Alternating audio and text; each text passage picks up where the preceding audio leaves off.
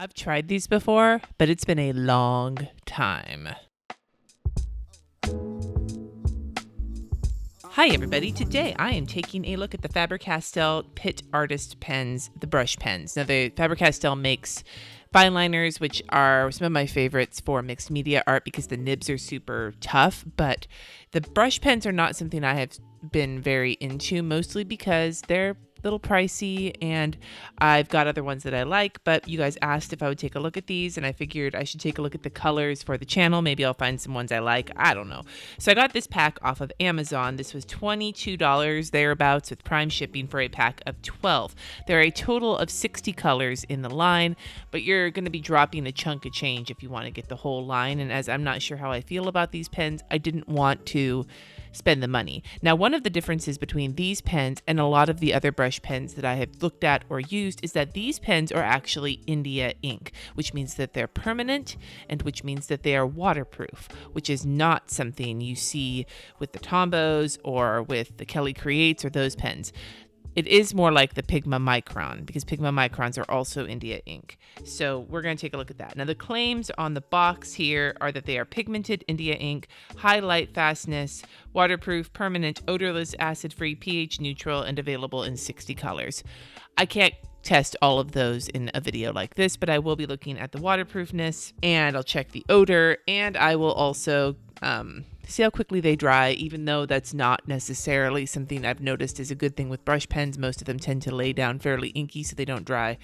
They are not dry as soon as you put them down. But first things first, let's get into this box. The case is supposed to be one you're supposed to keep. It's like a slide out case. So let's see how this slides.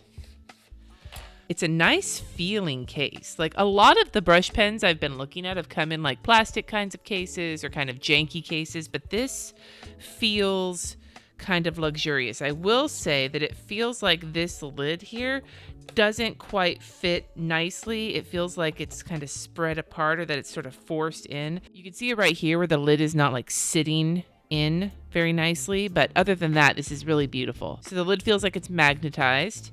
You open it up. This is the box you're looking at. Comes with a little book that has a bunch of information about the pens in several languages. And then the case itself does not slide out. This just stays in. But I will say that looking at the bigger sets, it stacks, and so they're individual things that slide.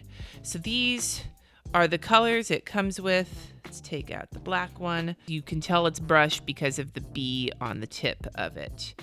Shiny plastic. The cap has some ridges on it. When you cap it or uncap it, it snaps very satisfyingly, and it takes a little bit of an effort to get it off, which is a good thing with brush pens, means that they aren't going to dry out so quickly. When you stick the lid on the other end, it stays on pretty securely. The pen itself is a little bit on the shorter side, but when you add the lid to it, it's actually fairly easy to grip. This section right here is kind of like it's got like a softer sort of texture to it. Like it's still hard plastic, but this is shiny and this is more matte, which is actually very comfortable in my callus. The one issue would be if I'm holding it here and the pen starts to slide, this ridge will bite into my callus. But I think this is meant to be gripped and it feels really nice.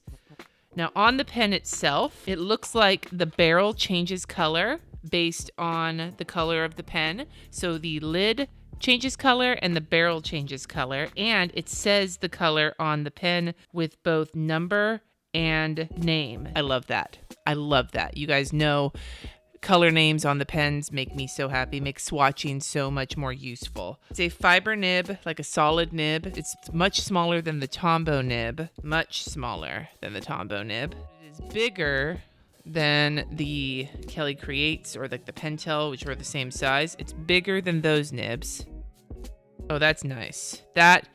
This is okay, so it's bending a little bit when I write with it, but this is a little bit firmer than like the Spectrum Noir. When I lay the Spectrum Noir down, like the whole thing kind of lies flat. You can see by just the fatness there.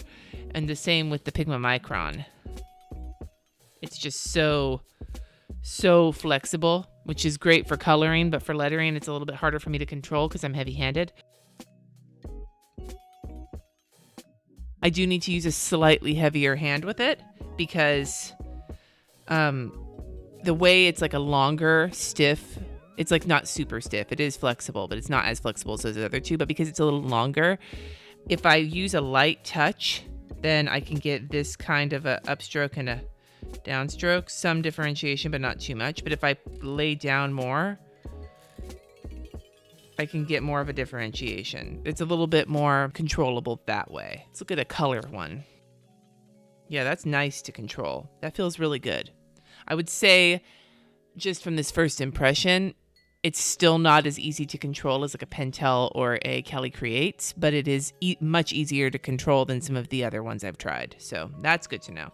Let's check out the waterproofness. This top one has had time to dry. I'm going to run my water brush over it. Well, you can see a little bit of it is smeared. Like it's not completely waterproof. It's not tons, but a little tiny bit of smearing or color, not even smearing, but like color transfer. So mostly waterproof. When it comes to how quickly it dries, yeah, it does the same thing a lot of the other brush pens do. When it comes to how dark it is, I feel like the black at least is a little less saturated than the Pigma Microns. Let me put a Tombow next to it. Yeah, I feel like this black is just slightly less saturated. It's not quite as like dark black. There's a little bit of lightness to it. But the color is really pretty. And it does say it's odorless, so allow me to sniff. Yeah, I don't smell anything. So now that we've tested those claims, I'm going to create a swatch page in my bullet journal to both test all the colors out, see how they match the colors on the caps and whatever, and to test and see whether they bleed on that paper. It's the Scribbles That Matter. This is Rhodia, by the way, but the Scribbles That Matter paper is generally, for me, a good indication of whether or not they'll be good pens to use in my planner.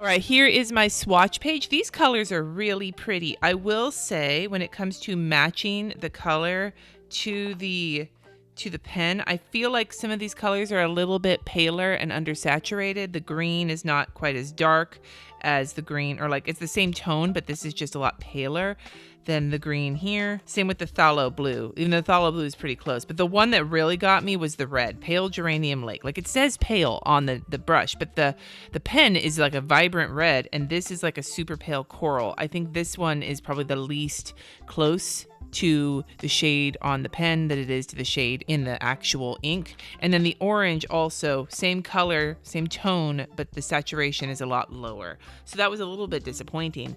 The nibs, I'm gonna just I'm gonna confirm the opinion that I had from earlier, in that these nibs are actually pretty nice to write with.